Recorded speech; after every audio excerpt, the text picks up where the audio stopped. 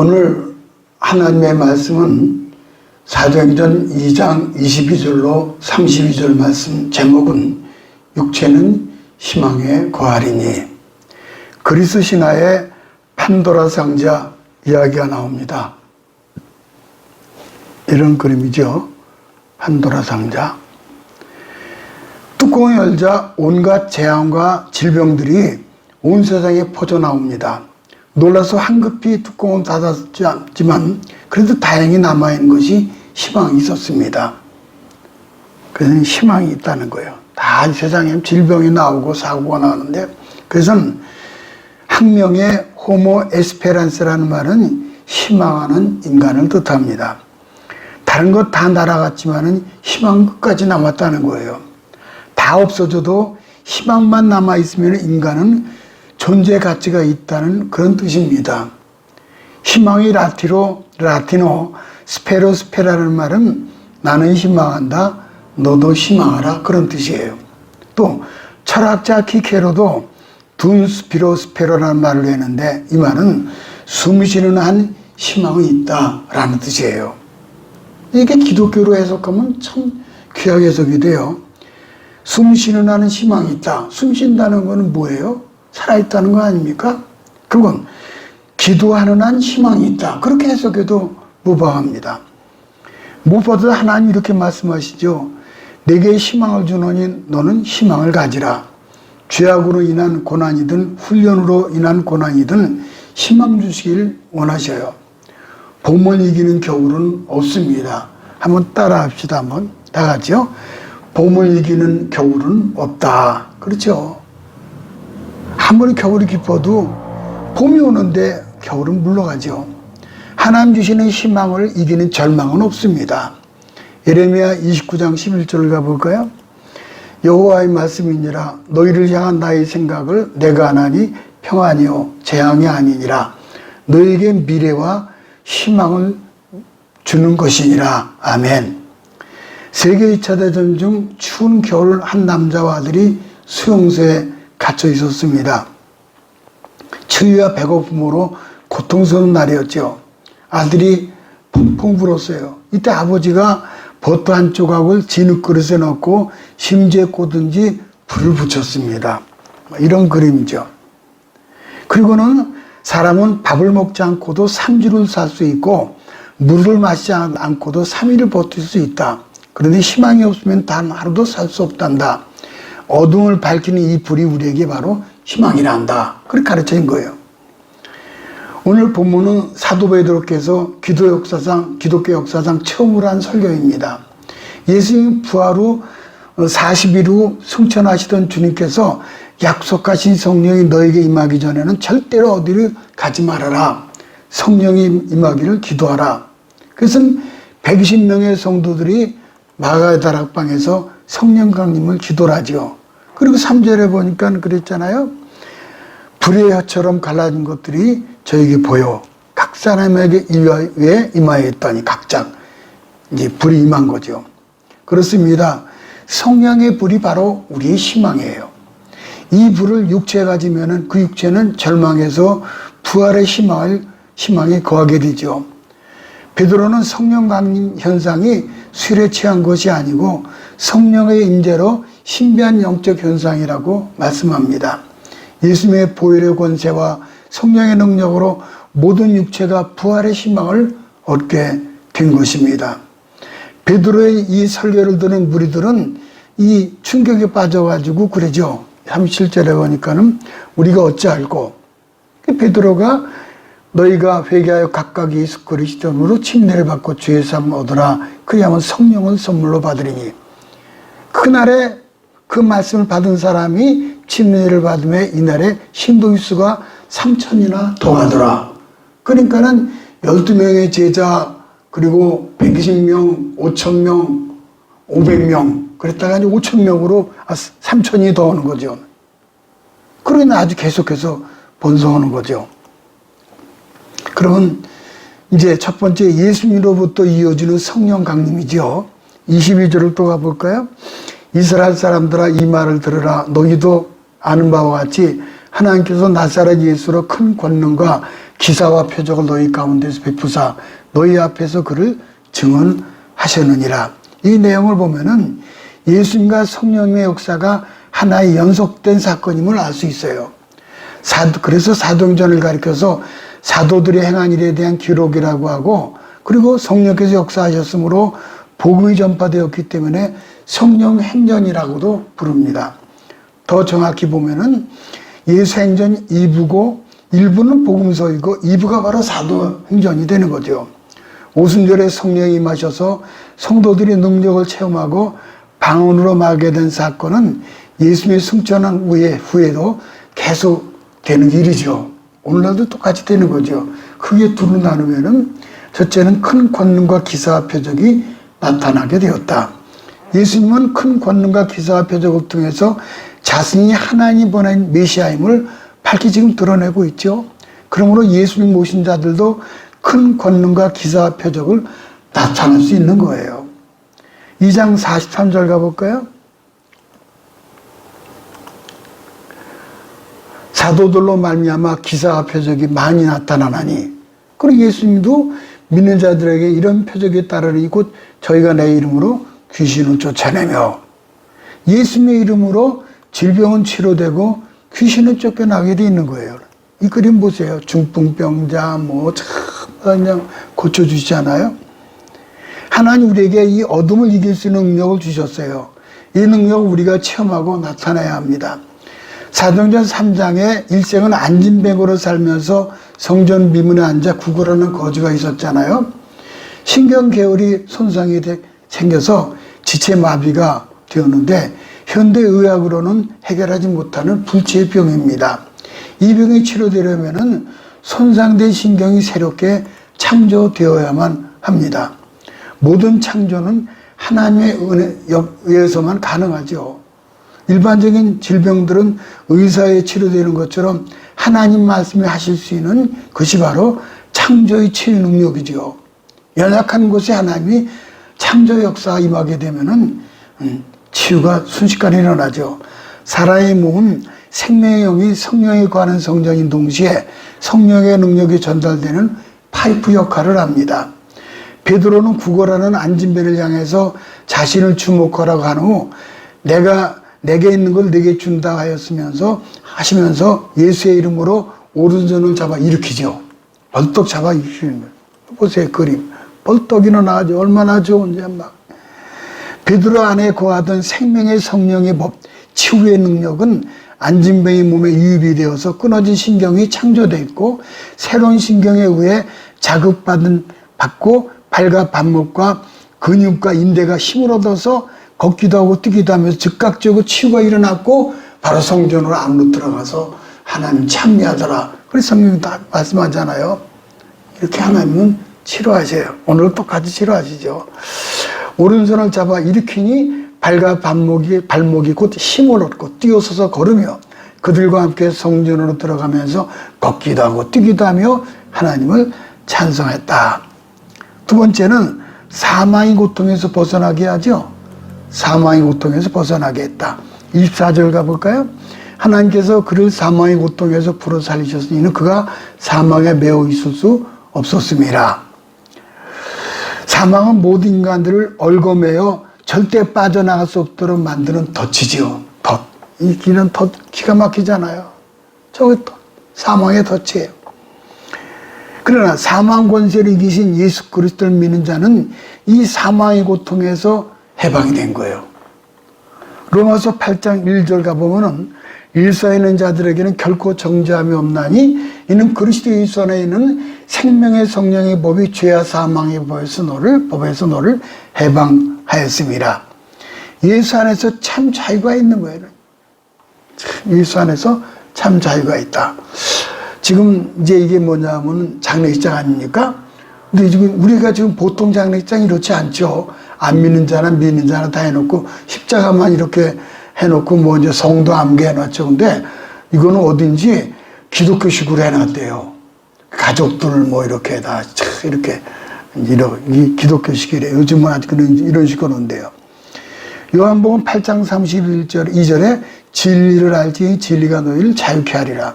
예수님이 진리로 죽음에서 해방시켜 주신 것이죠. 예수님 모신 가족들은 천국에서 다시 만날 소망 중에 승리의 생활을 할 수 있게 되는 거죠. 절대로 사망이 우리를 얽어맬 수 없습니다. 스스로 밧줄 속에 손을 갖다 댄다 할지라도 우리는 결코 묶이지 않습니다. 오늘 우리 예수 안에 있는 사람은 사망과 고통을 이기신 주님의 승리가 바로 우리의 승리가 되는 줄로 믿습니다. 우리 주님은 한순간에 의인이 되게 하시고 한순간에 고침받게 하셔요. 창조로 역사하셔요. 이사야 53장 5절 가볼까요? 그가 찔림은 우리의 허물 인하며 그가 상함은 우리의 죄악을 인함이라. 그가 징계를 받음으로 우리가 평화를 누리고 그가 채찍에 맞음으로 우리가 나음을 입었도다. 아멘. 치료를 입었다는 거예요. 그 치료가 창조, 새롭게 창조 지어 주신다는 거예요. 주님께서 우리의 고통과 우리의 저주와 우리의 모든 형벌을 다 담당하셨기 때문입니다. 예수님 모신 자는 그 어떤 사람이라도 한순간에 영원한 생명과 부활을 보장받을 수가 있게 된 겁니다. 무신론자 꽁트가 있고 영국 시인 기독교인 칼날이 있습니다. 이 사람들을 볼까요? 이 사람이 꽁트예요. 아니, 눈하고 보니까 아주 험하게 생겼어요. 무신론자 칼날은 기독교인입니다. 철학자 꽁트가 의기양양하게 나는 기독교를 대신할 수 있는 완전한 종교를 창설하기 위해 구상 중에 있어. 그 새로운 종교는 기독교가 내세우는 유치한 신비적인 이야기들로 그건 배제할 것이기 때문에 완벽하고 분명한 것이 될 것입니다. 듣고 있던 갈라일이 같지도 않죠. 새로운 종교를 만든다니요. 그러나 그 전에 당신이 할 일이 있습니다. 그것은 예수님처럼 당신은 죽었다가 3일 만에 부활해야 합니다. 그래야 당신이 만들고자 하는 종교가 생명 있는 종교가 될 것이기 때문입니다. 그렇습니다. 기독교는 인간이 만들 수 있는 그런 유치한 종교가 아닙니다. 두 번째, 부활신앙은 육체의 희망이지요. 25, 26절을 가볼까요? 다윗이 그를 가리켜 이르되 내가 항상 내 앞에 계신 주를 배웠으며 나로 요동하지 않기 위하여 내가 그가 내 우편에 계시도다. 내 마음이 기뻐하였고 내 혀도 즐거워했으며 육체도 희망에 거하리니. 자, 이런 그림이죠. 베드로의 최초 설교는 다윗의 부활신앙이에요. 근데 믿음의 조상 아브라함 역시 부활신앙을 갖고 있었죠. 믿음의 조상 아브라함도.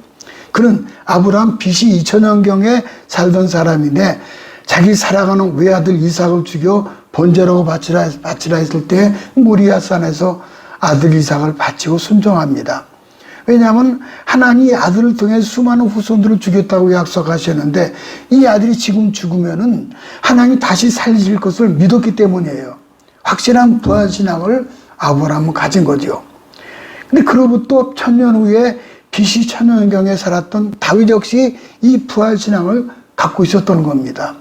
이 본문은 놀라운 것은 성부, 성자, 성령이 다 나오고 그리스도의 삶과 죽음과 부활을 이야기하고 오순절을 이제 이야기하고 있는 거예요.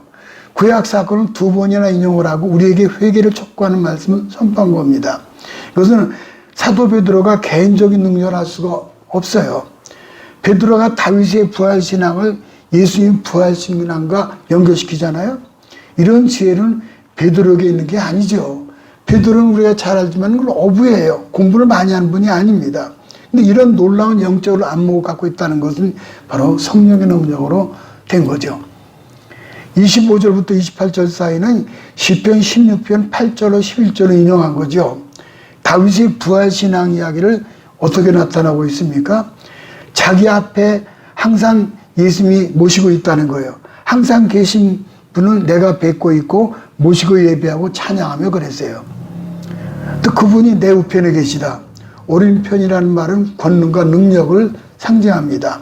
26절에 그러므로 내 마음이 기뻐했고 내 혀도 즐거워했으며 육체도 희망에 거하리니. 둘로 나눌 수 있는데 첫째 다윗은 내 마음이 기뻐했다 그랬어요. 우리가 세상에 어떻게 기쁠 만 있습니까? 때로는 눈물 흘릴 날도 있고 고통스럽고 오해당할 때, 실수할 때, 또 영광스러운 날도 있지만 굉장히 수치스러운 날도 있잖아요. 건강할 때도 있지만 병들어 아플 때가 있어요. 부활신앙 가진 성도는 그럼에도 불구하고 기뻐할 수 있죠. 왜냐하면 모든 것이 합력하여 선을 이루기 때문이에요. 여호와는 나의 목자 아니에요? 다윗이 고백한 것처럼. 그래서 내게 부족함이 없다는 거예요. 일이 잘 풀리고 안 풀리든 상관없이 기뻐하는 것이 바로 부활신앙을 가진 분이죠. 다윗의 신앙이에요. 또 다윗은 내 혀도 즐거워하다고 그랬죠. 그 입술에 하나님의 영광이 있고, 다윗은 여러 시편에 고백을 하죠. 내 혀는 주로 무엇을 이야기하는지 우리가 이제 체크를 해야 합니다. 어떤 사람은 혀가 저주로 가득 차 있잖아요. 원망, 불평. 즐겁지 않아요. 행복하지 않아요. 우리의 혀는 영적 온도계인 동시에 영적 온도 조절기예요. 즉 내가 지금 무슨 말을 하고 있는지 보면은 내 영적인 온도를 측정할 수 있는 겁니다. 지금 내 영적 상태가 어떤지를 내가 말하는 것을 통해서 정확히 알 수 있어요. 영적 온도계가 되죠. 그런데 동시에 혀는 내 영적 온도 조절기가 된다는 거예요. 너무 더우면 시원하게, 너무 추우면은 덥게 할 수 있는 것이 온도 조절기 아니에요? 서머스타트라는. 내가 무슨 말을 하느냐에 따라서 내 영적 상태가 달라질 수 있어요. 그래서 우리가 혀가 중요하죠. 혀는 무슨 말을 하고 있는가 매일 조심해야 합니다. 의도적으로라도 즐거운 말, 행복한 말, 감사한 말을 해야죠. 그래서 감사한 말 하는 게 굉장히 중요해요. 내 혀가. 그래서 항상 기뻐하라, 쉬지 말고 기도하라, 범사에 감사하라 그랬잖아요. 두 번째는 다윗은 육체는 희망에 거한다 그랬어요. 27절 가볼까요? 이는 내 영혼을 음부에 버리지 아니하시며 주의 거룩한 자로 썩음을 당하지 않게 하실 것이미로다. 육체는요, 생명이 떠나는 순간 썩어요. 금방 부패해요. 근데 그 육체에 희망이 있다는 거예요. 이거는 뭐냐면 새로운 몸으로 변화되고 영광스러운 몸으로 부활할 것을 믿는다는 그런 뜻입니다. 그럼 죄와 희망이 있는 거예요. 인간의 가장 깊은 즐거움은 뭡니까? 여러 가지 이 땅에 뭐 있지만은 하나님께 소망 둘 때만이 만족이 있고 소망이 있는 거예요. 영원히 좋은 게 아니죠. 영혼은 커녕 이제 며칠 못 가죠. 일시적으로 기분이 좋죠. 세상에 있는 것들은. 어떤 사람이 최고급 승용차를 구입해서 운전하고 가다가 그만 낭떠러지에서 굴러떨어져 큰 사고를 당해서 튕겨나가면서 팔이 한짝이 잘려서 나갔습니다. 목숨만 건진 것만 해도 천만다행이죠. 대형사고였죠. 근데 그 사람이 자기 팔이 잘려나간 줄 모르고 땅을 치면서 아이고 내 자동차 하더라는 거예요. 몰려든 사람들이 광경을 보고 안타까워하면서 당신 팔이 하나 없어져서 그걸 일러준 거예요. 그래서 이 사람이 자기를 팔을 쳐다보더니 더 큰 소리로 통곡을 하는데 아이고 내 금시계 그러더라는 거예요. 이게 인간이에요. 무서운 욕심이 있고 무서운 그 욕심이 이성을 누르고 있을 때 그 욕심 외에는 어떤 것도 보이지 않는 거예요. 육신에 속하면 이렇게 되는 거예요. 그것은 영원한 지옥의 형벌을 받게 되죠. 28절을 가볼까요? 주께서 생명의 길을 내게 보이셨으니 주 앞에서 내게 기쁨이 충만하게 하시리로다. 아멘. 생명의 길을 내게 보이셨다는 거예요. 지금 모든 사람은 사망의 길로 가잖아요. 우리에게 생명의 길을 내게 보이시니 주 앞에 내게 기쁨이 충만하게 하시리로다. 생명의 길을 가게 되는 것이 기쁨이에요. 주님이 없이 다른 데서 잠깐 재미있는 것 같아도 그건 참 기쁨이 아닙니다. 오직 주 안에 참 기쁨과 길이 있고 진리요 생명이 되는 거죠. 마지막 세 번째 보니까는 다윗의 예언과 베드로의 설교가 쭉 나왔죠. 다윗의 부활 예언을 좀 볼까요?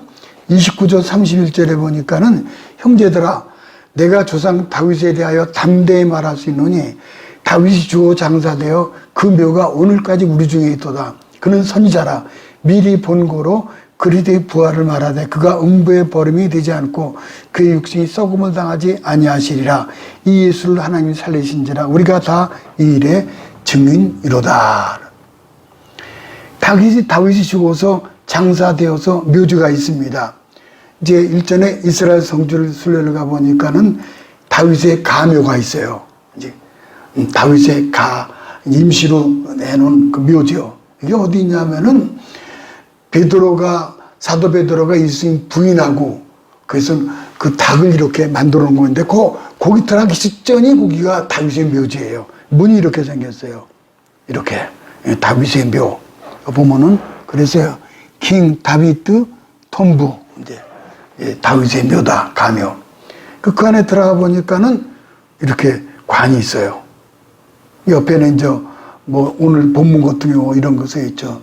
이제 시편 23편이라든지 거기서 찍은 사진이 바로 이겁니다. 이게 다윗은 죽어서 관 속에 갇혀 있지만은 다윗의 자손 중에 한 사람이 나타날 것을 예언한 거지요. 그 사람은 음부의 버림이 되지 않고 그의 육심이 썩음을 당하지 않을 것이다.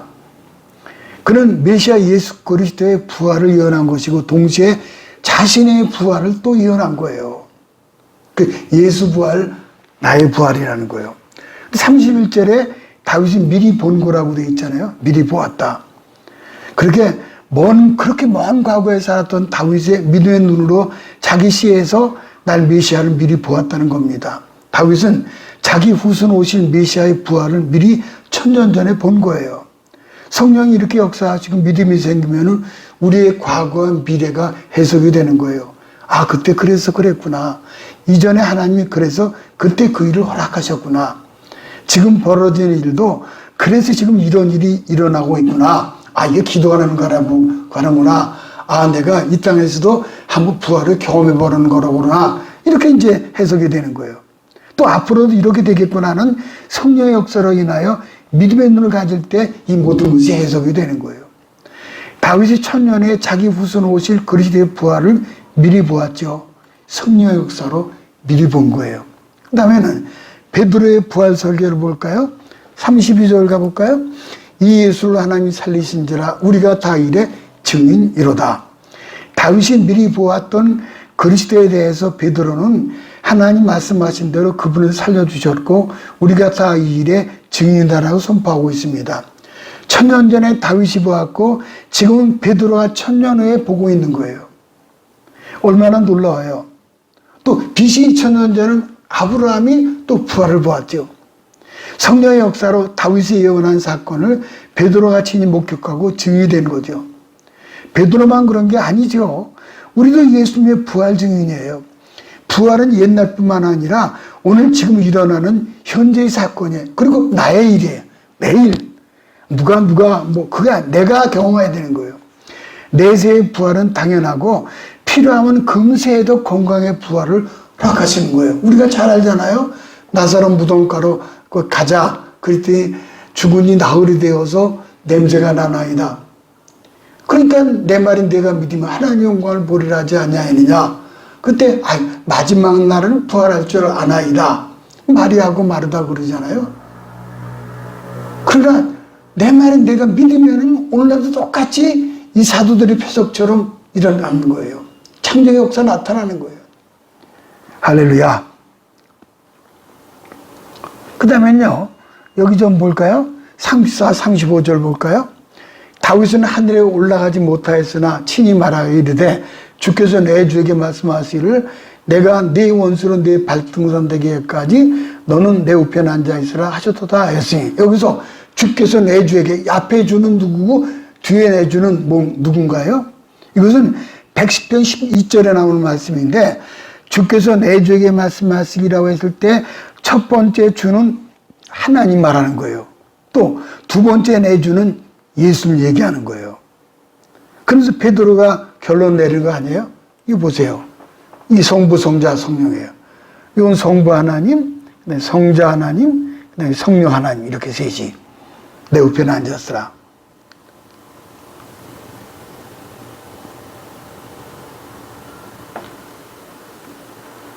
(36절) 가볼까요? 36절 보니까는 그런즉 이스라엘 온 집은 확실히 알지니 너희가 십자가에 못 박은 이 예수를 하나님 주와 그리스도가 되게 하셨느니라. 오순절에 임한 성령의 사건은 인위적이나 거기나 술에 취했거나 우연한 사건이 아니라 하나님 계획하신 약속의 사건이에요.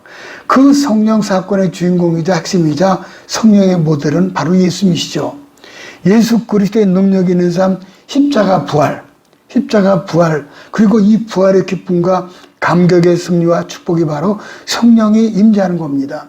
너희가 죽인 이 예수, 너희가 못 박은 예수를 하나님 주와 그리스도가 되게 하셨다는 거예요. 주라는 것은 로드, 그리스도는 뭐예요? 세비어. 우리를 죄와 사망에서 우리를 구원해 주신 거죠. 우리가 다 그 일의 목격자라는 거예요. 증거하잖아, 이렇게요. 지금도 살아서 역사해요. 스탠리 존스라는 유명한 그 인도 선교사님 계십니다. 평생을 바쳐 일하다가 89세에 뇌출혈로 반신불수가 됐어요. 이제 이분이죠. 이분 스탠리 존스라는 89세. 89세도 장수하신 거죠. 뇌출혈이 생긴 거예요. 그래서 미국 보스턴에 있는 병원으로 옮겨서 거기서 치료를 받는데 이분이 선교사님이 의사 간호사에게 이렇게 부탁을 하는 거예요. 나에게 이렇게 명령해 주시오. 나사렛 예수의 이름으로 명하나니 스텔리야 일어나 걸으라. 그러니까 사도행전에 그 나왔던 사도 베드로가 안전병 일으켜준 것처럼 똑같은 그 말을 하는 거예요. 그 의사와 간호사들은 머쓱했지만은 마치 부흥사처럼 치료하러 들어왔을 때 올 때마다 나사렛 예수 그리스도의 이름으로니 스탠리 선교사님 일어나시오 그랬다는 거예요. 근데 스탠리는 힘차게 어떻게 나가니 아멘 그랬다는 거예요. 아멘. 그런 대답을 했는데 놀랍게도 그는 6개월 만에 병상이 일어나서 90세의 나이에 다시 인도로 선교해서 또 갔다는 거예요. 할렐루야. 참. 너무너무 재밌어요. 이게 역사에 나온 거예요, 전부 다요. 부디 육체는 희망에 거하리라는 다윗의 예언과 베드로의 부활의 설교가 우리 생애 속에서도 그들의 성취되기를 주님의 이름으로 축복합니다.